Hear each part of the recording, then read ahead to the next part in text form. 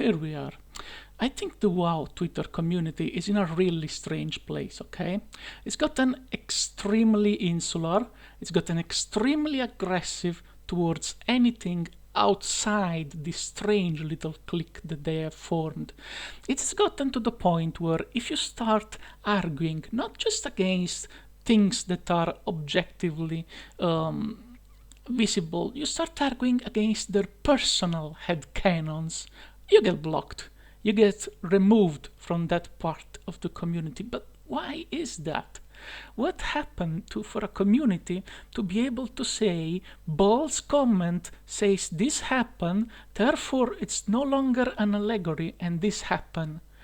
Why do these people put their own headcanon, their own interpretation, good or bad that it may be, as uncontested fact? Where if you just say, well, I don't think that Sylvanas is really an allegory for this sort of things, you are immediately branded as some sort of outsider who doesn't really get it, who doesn't have anything worthy to contribute to the discussion, and you get removed so that they can keep circle jerking it between themselves to the beat of their own imagination. And honestly, this is not really something that should be happening in a healthy community, and today I will try to tell you why. Well, for starters, is Sylvanas really an allegory for sexual assault? I think the only sane answer that we can find to this great dilemma, if you're not a pot stirrer, drama farmer who gets his rock off steering Twitter people, is that the answer is obviously no.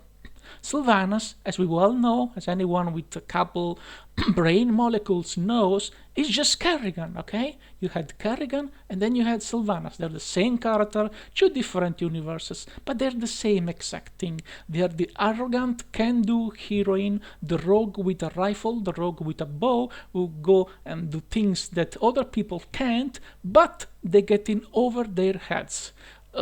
Kerrigan got overwhelmed, got entrapped by Arturus Meng with the Zerg, and she got killed by the Zerg. Sylvanas didn't understand just how much powerful Arthas and his army really was. She kept trying to bait Arthas, she kept trying to irritate Arthas with traps, and this caused Arthas to want to single her out and kill her, and as a punishment, not just leave her dead, but force her into servitude. So we have two heroines whose trope is conquered by dark powers, the heroine rises above those dark powers, be they Zerg mind control or the undead scourge, and use these dark powers to get their vengeance, okay? This is all there is to these characters. Stop inserting real life traumas, and by doing so you absolutely trivialize them, because if I knew that there was a real person who suffered abuse in real life, that person doesn't look at Sylvanas, Windrunner or Kerrigan and says, that's literally me, okay? It's just Twitter schizzos that want to impose this weird fucking headcanon and treat you as an abuser if you don't recognize their fictional character being a victim.